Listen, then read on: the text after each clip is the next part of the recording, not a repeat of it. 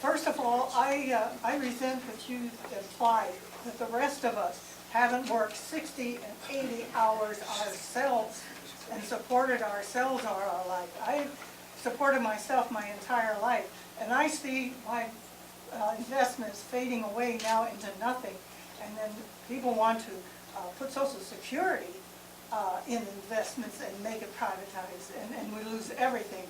And this gentleman back here that worked all his life has lost his job. Now, you were talking about fairness, and you were talking about going back to the 2008 budget and the 2008 idea of expenditures. Why don't we go back to the 2000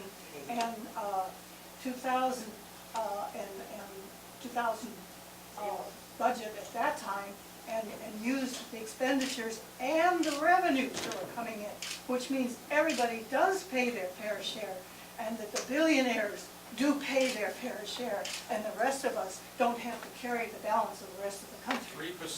3% of the population now pays 97% of all taxes. I think that's pretty fair. That's absolutely untrue. Let me answer your question. Not even close to true. Let me answer. I'm trying to get to everybody. Let me answer your question. I want to take two more. I know this individual, and I've seen your hand. So, and then unfortunately I've got to go to another event. But here's how I would answer your question.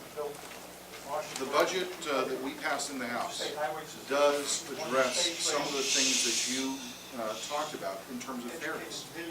And the process now, after the budget is passed, the different components and requirements in the budget go to the committees of jurisdiction for those committees to review and address those particular areas. And in your case, it's Ways and Means.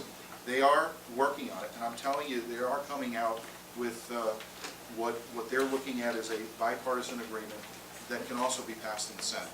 So that fairness that you're talking about is something that we are trying to achieve. This gentleman, and then I've got to end with this young lady in the back. Thank you. I want to make a comment. One of them, the first thing is, I want to commend you on your ability to remain calm against all this antagonism, and to say if you were only more like us, we wouldn't have to get mad at you. But what you're sensing here is a real intense anger. This is the electorate in microcosm. And I hope you walk away from here tonight saying there's something profoundly wrong that we're not getting in Washington, because that's the truth. I know the time is short, so I'll say these quickly. First of all, jobs. They were given away during the 8 years of the Bush administration, not during the Obama administration.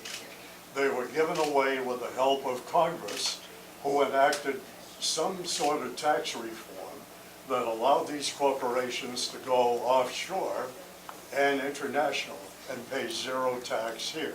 That needs to be fixed. One other point, that we Americans tend to say that we believe that. But the truth is, it's a myth. There is not equality. What we have is some people are more equal than others. And that, in my view, is what's making Americans very, very angry. And Congress needs to come to grips with that. My third point is that when we elect you guys and we send you to Congress, we think you're going to represent us. That is not the case. It's not been working out. What we have is government in America by corporate America, not by the Congress. It's true. And my fourth point, and then I'll shut up, and that is that it's counterintuitive, but there can be more than one profound truth in the same space at the same time. And we've got to begin recognizing that in each other. We've got to stop calling each other names, and we got to shut up and listen and say, maybe, just maybe, he or she might have something to tell me. Thank Thank you.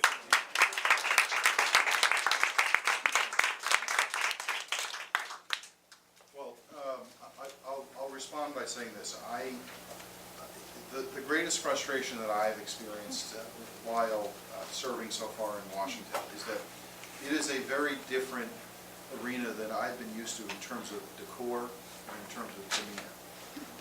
You know, I have worked with Republicans and Democrats in different levels, and what I've experienced in Washington is nothing that I've ever experienced here in New Hampshire.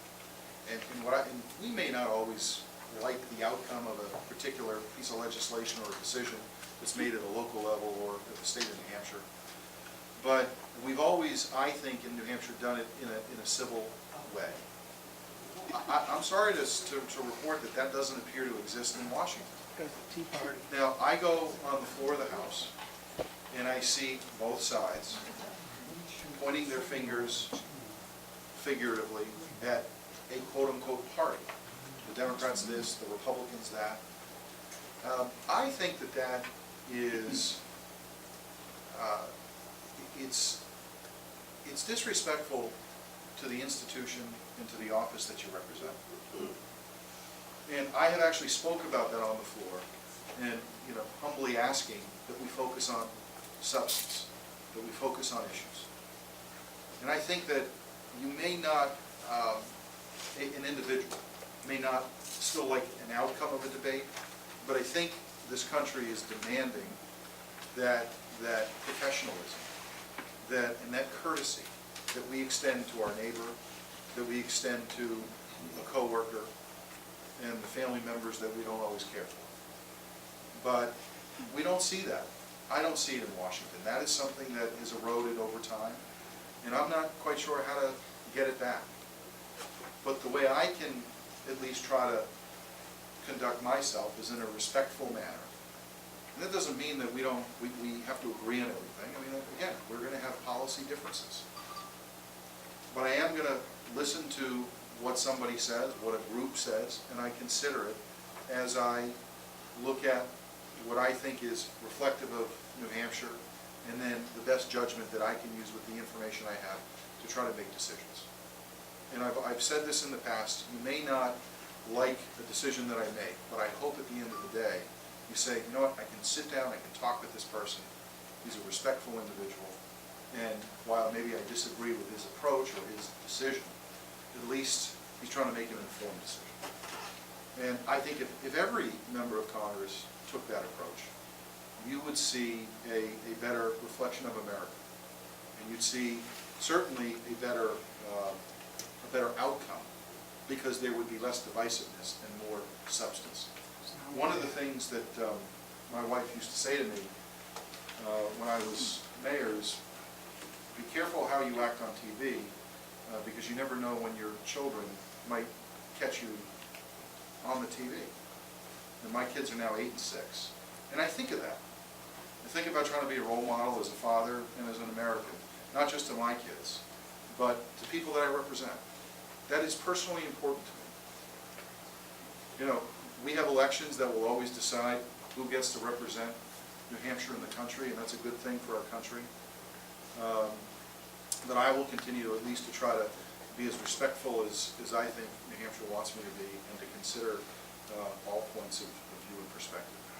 Let me, I would love to stay. Unfortunately, I'm going to be late to the next meeting. I want to close with your question.